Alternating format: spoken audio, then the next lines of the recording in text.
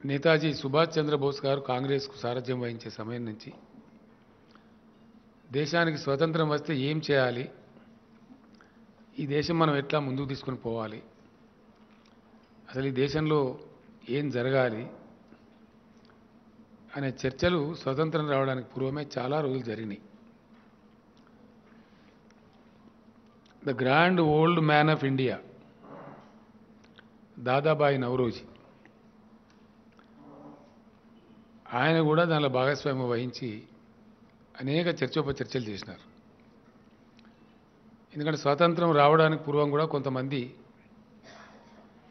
మనకి ఇప్పుడే స్వతంత్రం అవసరం లేదు, బ్రిటిష్ వాళ్ళు బాగా రైల్వే లైన్లు వేస్తున్నారు, డెవలప్ చేస్తున్నారు అని మాట్లాడే వాళ్ళు కూడా కొందరు ఉండ్రి. తెలంగాణ ఏర్పడే సమయంలో కూడా కొందరు సన్నాసులు అట్లే మాట్లాడారు. ఇది ఎప్పుడు కూడా మనకు చరిత్రలో కనిపించేది. అట్లాంటి వాళ్ళకి తెలియజెప్పడానికి స్వాతంత్రానంతర భారతావని ఏ విధంగా ఉండాలనేటువంటి ఒక ఆవిష్కరణలు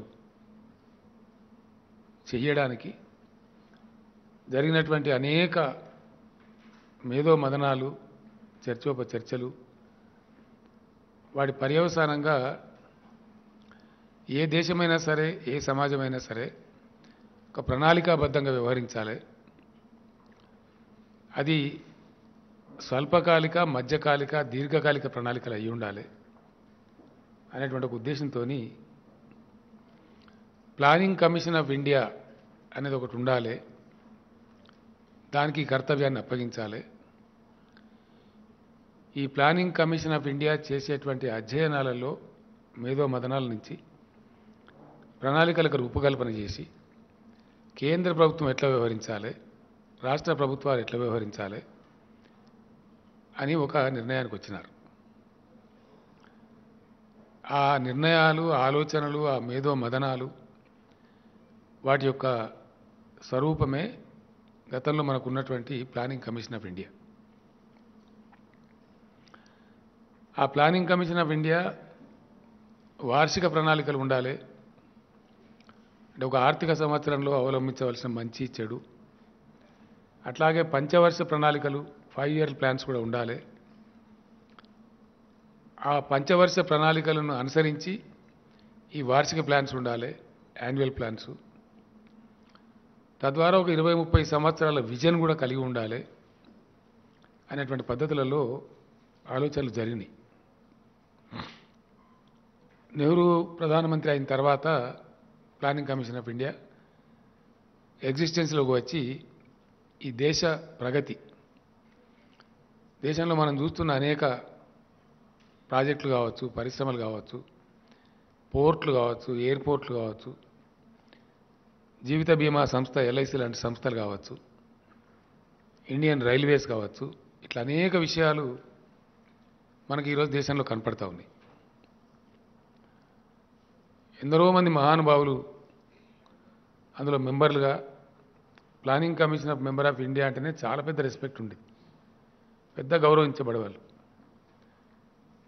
జాతీయ స్థాయి, అంతర్జాతీయ స్థాయి ఆర్థికవేత్తలు, వివిధ రంగాల శాస్త్రజ్ఞులు, నిష్ణాతులు, వాళ్ళ యొక్క సూచనలు, ప్రపంచవ్యాప్తంగా అనేక దేశాలలో జరుగుతున్నటువంటి ప్రణాళికలు, వాటి అమలు, వాటి పరిణామాలు చాలా చక్కగా అన్బయాస్డ్గా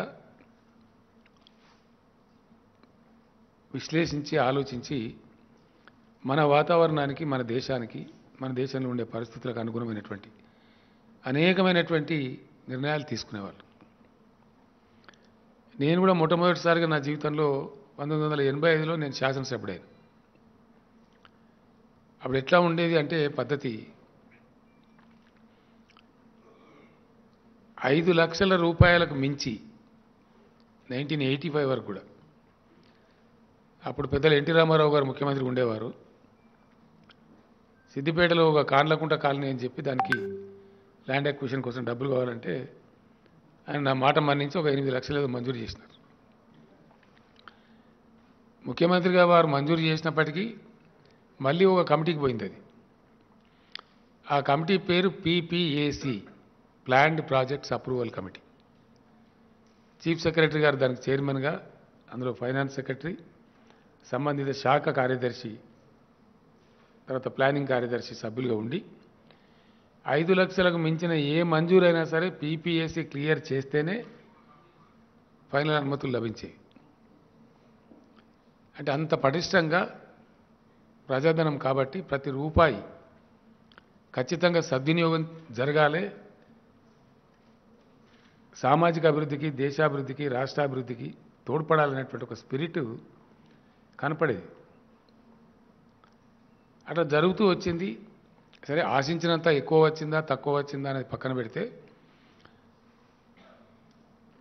క్రమబద్ధమైన పద్ధతిలో ఒక ఆచరణ అనేది మనం చూసినాం ఈ దేశంలో. దాని సత్ఫలితాలు కూడా చాలా కనపడ్డాయి.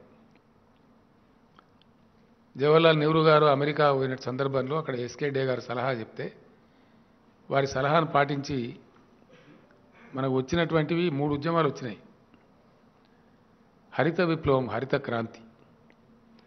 అందులో భాగంగా బక్రానంగల్ ప్రాజెక్ట్ కావచ్చు, హీరాకుడ్ కావచ్చు, నాగార్జున సాగర్ కావచ్చు, మోడర్న్ టెంపుల్స్ ఆఫ్ ఇండియా అనే పేరు మీద అవన్నీ కూడా సాకారమైనవి. అంటే ఎవరైనా మంచి వాళ్ళు చెప్తే విని తీసుకునే సంస్కారం ఆ రోజుల్లో ప్రధానమంత్రులకు ఉండేది. నెహ్రూ గారు ఒక సందర్భంలో అమెరికా విజిట్ చేస్తే అక్కడ ఐసన్ హోవర్ గారు అధ్యక్షులు ఉండేవారు. ఆ టైంలో ఐసన్ హోవర్ గారు ఒక వ్యక్తిని పరిచయం చేసి, అయా ఈయన పేరు ఎస్కే డే, ఈయన మీ భారతీయుడు, మా అమెరికా గ్రామీణ ప్రాంతానికి ఇన్ఛార్జిగా ఉండి చాలా అద్భుతమైన ఫలితాలు ఇస్తూ ఉన్నారు అని చెప్తే నెహ్రూ గారు అతన్ని నెక్స్ట్ డే భోజనాన్ని రమ్మని పిలుస్తారు. పిలిస్తే భోజనానికి వస్తారు ఎస్కే డే గారు. వస్తే భోజనం చేసిన తర్వాత మాట్లాడుకుంటూ కూర్చుంటే, సరే మిమ్మల్ని అమెరికా అధ్యక్షుడు అంతటి వాడు పొగుడుతుంటే చాలా సంతోషం వేసింది. ఎట్ ద సేమ్ టైం కొంచెం బాధ కూడా కలిగింది. మన దేశానికి నిన్నగాక మొన్న కదా స్వతంత్రం వచ్చింది. మరి మీ బోటి మేధావులు అమెరికాకు సేవ చేస్తే మన దేశం గత్యంగాను, మీరు దయచేసి భారతదేశానికి రండి అని ఆహ్వానిస్తారు. సౌండ్ పెంచు బాబు. ఆయన నిర్మమాటంగా నేను రాను అని చెప్తాడు. ఎందుకు రారు? మీకు దేశం, మాతృదేశం మీద ప్రేమ లేదంటే నాకు ప్రేమ చాలా ఉంది. కానీ ఇప్పుడు మీరు నిర్ణయించుకున్న ప్రాధాన్యతల క్రమం సరిగ్గా లేదు. మీరు ఫస్ట్ 5 ఇయర్ ప్లాన్ చూడండి. తప్పులు చేసినారు. కోటాను కోట్ల మంది తిండి లేకుండా ఉన్నారు. కోటాను కోట్ల ఎకరాల బంజరు భూములు ఉన్నాయి. నదీ జలాలన్నీ సముద్రంలో కలుస్తున్నాయి. వాటన్నిటిని వదిలిపెట్టి మీరు పారిశ్రామికీకరణ అని చెప్పి రూర్కెలా, బిలాయి, జంషెడ్పూర్ అని ఉక్కు కర్మాగారాలు ఎంబడబడ్డారు. ఎంతవరకు సమంజసం? మీరు పోయి సమీక్ష చేసుకోండి అని చెప్తారు.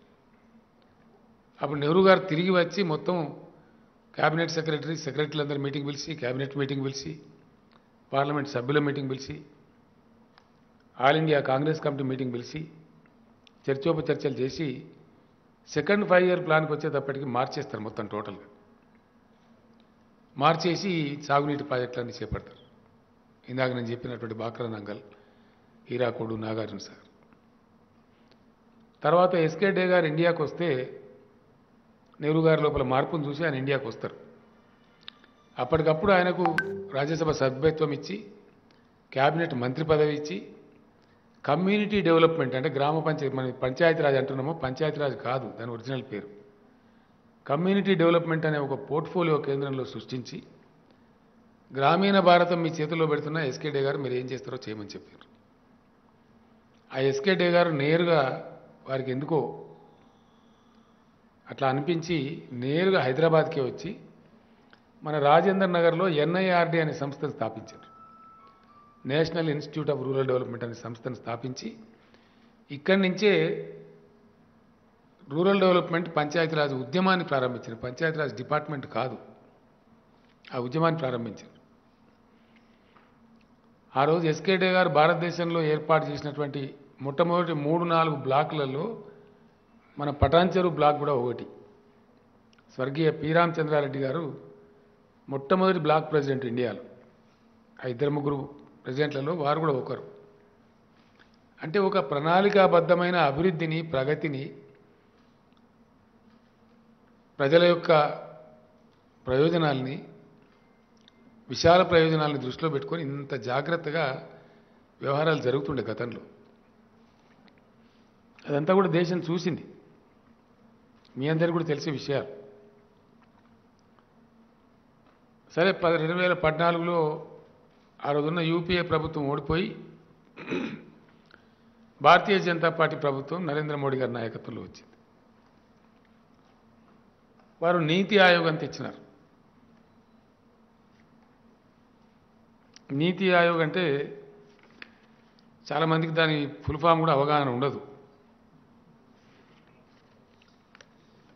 National institute for transforming India NITI Aayog యొక్క full form national institute for transforming India. భారతదేశాన్ని సమూలంగా మార్చివేయడానికి జాతీయ స్థాయి సంస్థ అని అర్థం. ఇది ప్లానింగ్ కమిషన్ ఆఫ్ ఇండియాకు ప్రత్యామ్నాయం.